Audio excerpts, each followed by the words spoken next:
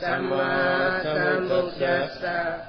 Namo Tassa Bhagavato Arahato Samma Sambuddhassa. Namo Tassa Bhagavato Arahato Samma Sambuddhassa. Number 2 is, we have to pay respect to Ovada Sayadaw with Okasa and to observe 8 precepts. Now, let's say Okasa. Okasa, Okasa, Okasa, Kayakam, Vasigam, Manokam, Dihudo, Apikate, Pabyao Nyi, Ateshi Zwa, Aname, Yambe Kinjong, Kaumu Mingla, Tipasi Jin, Achunga, Paya Yedana, Teya Yedana, Sangha Yedana, Dihudo, Yedana Myatumba, Siyat Marugu, Yu Ati, Leso Moye, Shiko Guzo, Pumyo Mansho, Grova I Shimpia. Semengo Pandita Rama. Sayadawgyi is blessing that especially the foreign yogis who come here to take up the meditation, as you all have already paid respect to the Triple Gem, to start the meditation in the forest center, Sayadawgyi's forest center. As you all are going to start the meditation, may you all be free from all the dangers, both the seen as well as the unseen beings. May you all be able to live long. May you all be in health and may you all be able to take up the meditation practice well. That's all.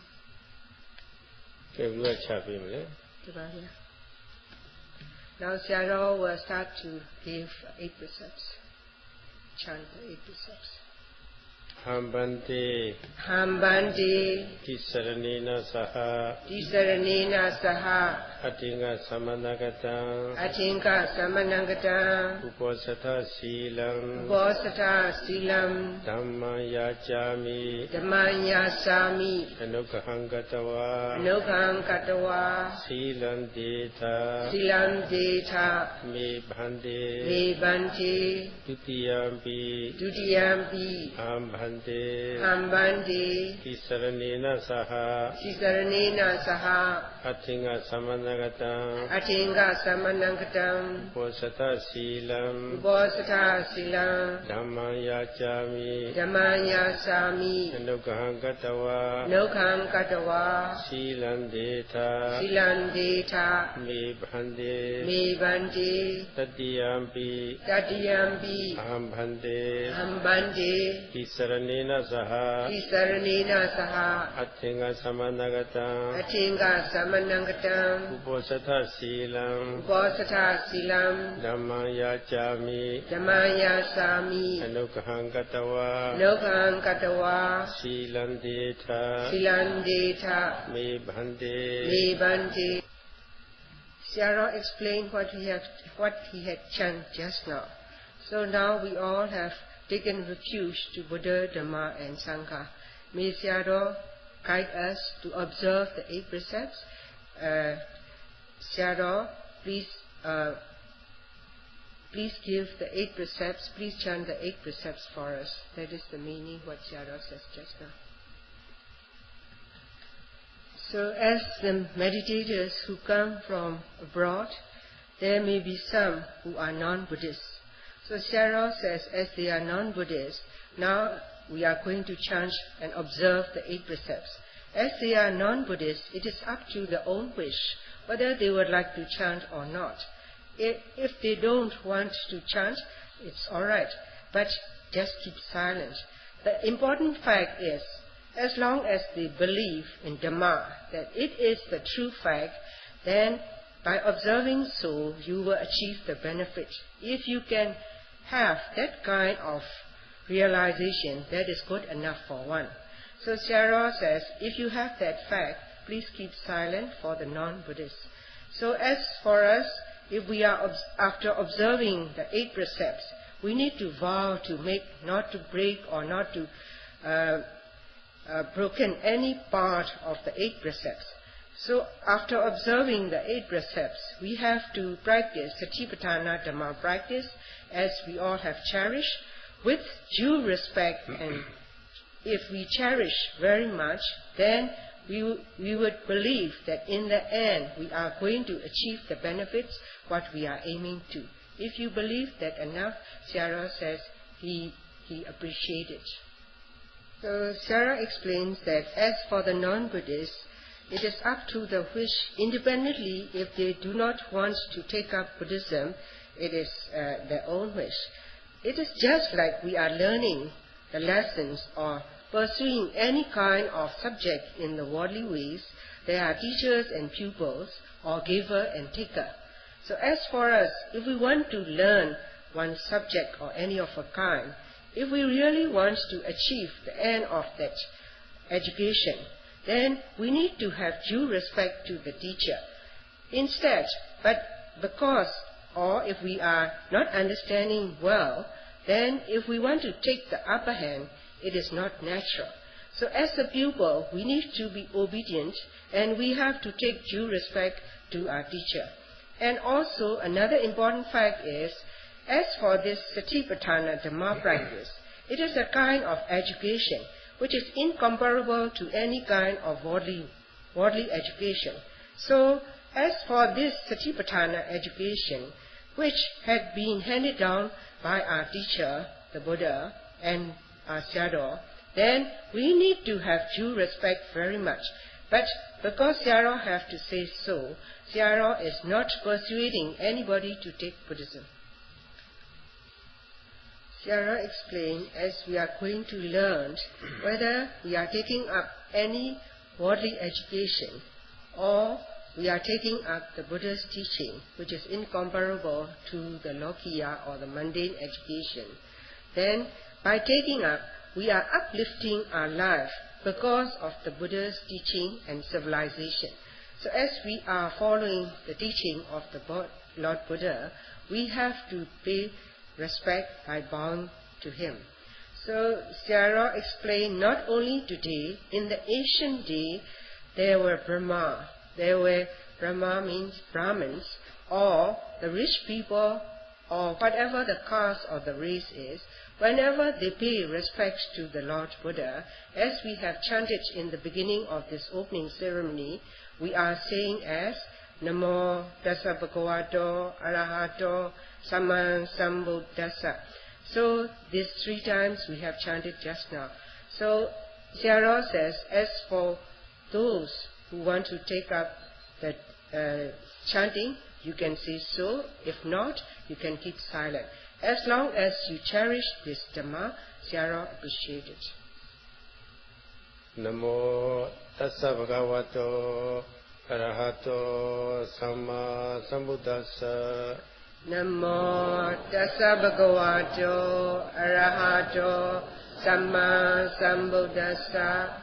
Namo Tassa Bhagavato Arahato Samma Sambuddhassa. Namo Tassa Bhagavato Arahato Samma Sambuddhassa. Tikatagaro Shichaso. Sayadaw explained what we have chanted, this short stanza. This stanza has been chanted since the olden days, and we have been bowing with the great respect. So, to the Lord Buddha, as we are paying respect with this stanza, we need to understand the virtues of the Lord Buddha.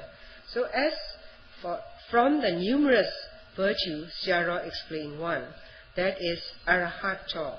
Arahato means that is Buddha is completely freed from all the defilements, or completely he is pure or purified.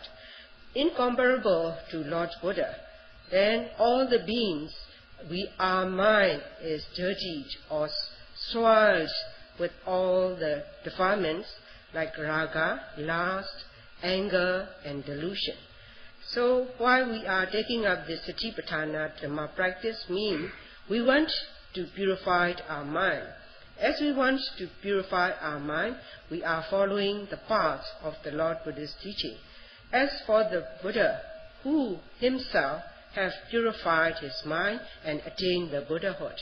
So because as he has attained the Buddhahood, Buddha have achieved the respect from all the people.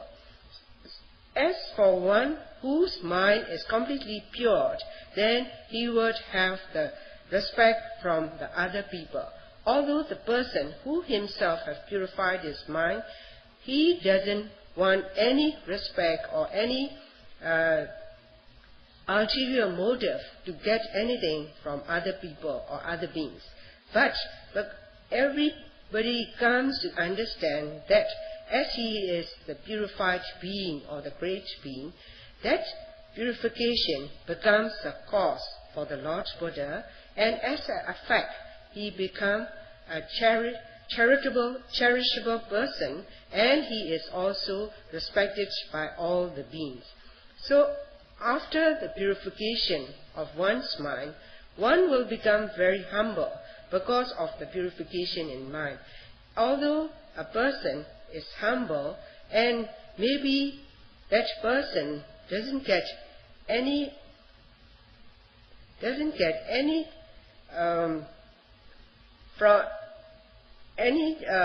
praise from the others, but he may be respected because of his purification of mind. So likewise, in the same manner, Buddha, who had this purification of mind, and that is one of the Buddha's virtue. So now let's bow to Lord Buddha because of his complete and pure purification of mind. Yes, of ya tiyari chilo. Now so aratavene apya shin like it, ninya hudi therefore moha kore awisa padovare. Amangu matimu timahu kore mapiatare for era padore. Pedere padore. The pedere padoro, Miss of Yama. These yari manamiago, no longer like Lucy Matida and Machino. Pavilius Matimu Peleta. Matimu Peleta, Timahu level, Miss of Yama Peleti. Matimu, your Timahu, Piasimile. There are no longer here. Farmers over a colon tea, Elago, Buddha, so there's a Piavare.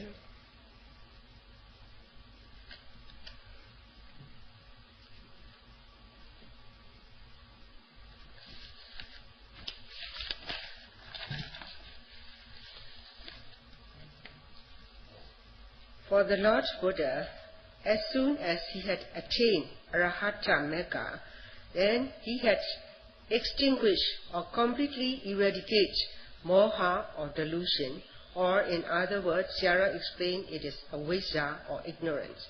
So as these ignorance and delusion are completely or permanently eradicated, he became the knower of all. Whenever Buddha intend his mind to come to understand one, he will know the truism, or he know the truth. Not only that, he eradicated all the delusion, all the wrong understanding. So that means not only he know the truth, he also know what is wrong, and he has eradicated. So these virtues are shown by the word Buddha. Sayadaw explained, in this world there are education or subject to be learned. They are from the arts or from science. So as whether the subject is from science, it belongs to science or arts, then they have to speculate and they have to think and research so and so. So in that way, they come to understand so and so is the answer. But Sayadaw says, these answer they are getting from speculation or from thinking, or they cannot reach to the right answer, because the speculation is one kind and the real answer may be another kind. So how can one reach to the real answer to understand the truth of the nature? But in contrary to all the beings, Buddha, through his mind, whatever he knows all the truth. So that's why Buddha got the virtue, and this virtue is shown with Samma Sambuddha. What? Samma Buddha. Samma Buddha. That means the truth is known by Buddha as truly as it is or as they are. Sarah explained, when it comes to knowledge or understanding, we come to understand because we are taught by other people, or sometimes we come through thinking or speculation we come to understand, or because there are people who have practiced life after lifetime and fulfilled the perfection, so they come to understand. As for the Lord Buddha, who he himself have perfected himself for uncountable lifetime, so as he made himself mature and more mature, and when he reached to the top of his maturity, and he had eradicated all the defilements or all the impurities, then he attained the title called Sambuddha. So if this title, as a whole, Sarah explained as Samma Sambuddha. So with this word Samma Sambuddha, it shown the virtues of the Lord Buddha, who had known what the truism of the world as it is and as they are. So now, as we are preparing to pay respect to the Lord Buddha, who have taught us to uplift oneself by taking up this Satipatthana meditation, so as we are now going to bow to the Lord Buddha, as we are going to uplift ourselves, then it is so natural to become a tradition in this world to pay respect to Lord Buddha. Right. Sarah explained, we all have pay respect to the Buddha who have these incomparable virtues. Now Sarah will start to chant, and we have to take refuge to the triple gem. Who want to take, you can chant. Buddham Saranam Gacchami. Buddham Saranam Gacchami.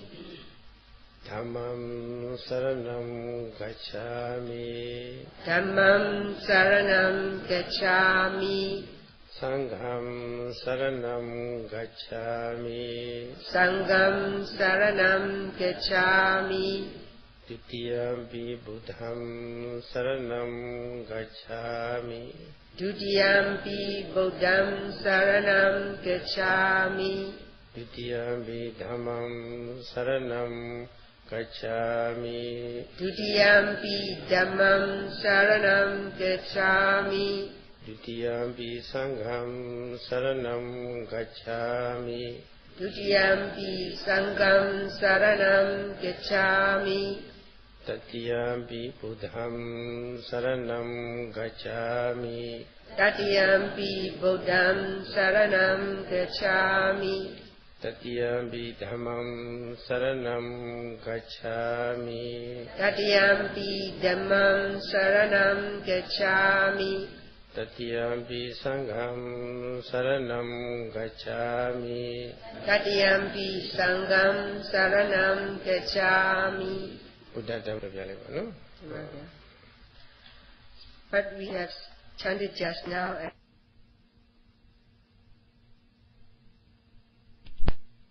and Sangha. So as we have chanted, Sarah says it is good enough if we chant once. But as this task we are going to take up very soon is a very serious matter we have to do. So that's why, to make it to understand the depth of the teaching we are going to do now, we have to say 3 times. After we have taken refuge to the Triple Gem with our knowledge, then since that time on, if it is a layman, he become upasaka. And if it is a lay woman, then she become upasika. As we all become upasika and upasika, then upasaka and upasika, it is only at the level that we are accepting the Buddha's teaching and we have faith and devotion. But as for Buddha's sasana or Buddha's teaching, it is not yet enough by taking faith and devotion to the Buddha's teaching. It is only a basic or a fundamental. So from that on, we need to tame our bodily behavior, verbal behavior, and from our mind. So on top of it, we need to build up to widen or broaden up our mind by practicing in this Dhamma practice. So by practicing, we will become freed from all the dirts or the defilements, and we will reach to the purification and to the end of this practice. So now to take up this practice, now is the time we need to observe the precepts. Because we have taken refuge to Buddha, Dhamma and Sangha, that means we have faith and taken devotion to the Triple Gem, then by having so, we would have the benefit, and these benefits or the advantages will be handed down or to be helped by Buddha nor the Sangha, his disciples. So, by having faith, it is first part of the Buddhism or in the practice of Buddhism. But the second part of Buddha's teaching is we need to circumspect ourselves with morality. To circumspect ourselves with morality means this is the guidance as shown by the Lord Buddha. But he will not help you to take up. He is the teacher to show you all the paths, what to do so. So that's why it is very different from the other teaching. As for the other teaching, the basic quality, most of them is, as long as you have faith, you will be salvaged from all the suffering. That is the teaching from the other kind. But contrary to this, it is not the teaching of the Lord Buddha. Sayadaw cited the Pali phrase, and that meaning is, as for all the beings' mind were swelled with kilesa or the defilements. This kilesa is like the sap or the wet nature. So whenever one's mind is wet or swelled with any kind of defilements like greed, then our mind is dirtied and heavy with greed, as it is colored by dosa or anger, nor at some time with pride or delusion or envy or jealousy or any kind of defilements are taking upper hand in your mind. Then your mind becomes wet and heavy. So Sayadaw explained, you can see it vividly, if a cloth or a dress is wet with water, it becomes heavy. So in the same manner, if our mind is wet with any kind of defilements, and not only it is, at times it will overwhelm your mind, continuously it will overwhelm in your mind with any kind of defilements. So if our mind is wet with defilements, it becomes heavy. Not only heavy, it is darkened and dirty. So that's why Lord Buddha explained, he has taught the way, but to dry up the sap or the wetness of defilements is, it is up to you to practice till you have dried all the defilements in yourself. So Sayadaw explained, then what kind of help Buddha can give? That is, as Sarah explained, Ekataro Tathagata. So Tathagata, this incomparable Lord Buddha, who have taught the beings how to eradicate all these defilements, or the wetness, or the sap in the mind. So if they can follow the path as taught by the Lord Buddha have given the guarantee and given the right method that what the beings should follow. And Buddha have guided. These are the things one needs to practice, and these are the things one needs to avoid. So as it is not only the Gautama Lord Buddha who have taught in the present era, but it is the kind of teaching that have been going on in the ancient lifetime with numerous Buddhas who all have taught in the same manner. As Buddha have taught the right method, then Sarah cited the Pali phrase, and that meaning is to follow by the follower. The leader will teach the right practice, and the follower have to trodden the path properly. Zai now means it is to concentrate precisely on to the object. So if we are practicing as trodden or as shown by the teacher, then we are eradicating these defilements. So as for these defilements, they are also termed as dusarita, or also called as mara. These are the terms implied to the defilements, because when one's mind is soiled or covered with any kind of defilements, it becomes like a weapon to kill a person, even though a being is not yet killed, but his virtue or her virtue were already killed. So Sarah explained, this is the best kind of weapon to destroy to the inner core of the person. So if we are able to eradicate all these mara or all these ties we have been under the strain of these kilesa, then by practicing so, we would be able to release ourselves from all these ties. Having this guarantee to release oneself from all the ties, the basic morality one should have is to have 5 precepts.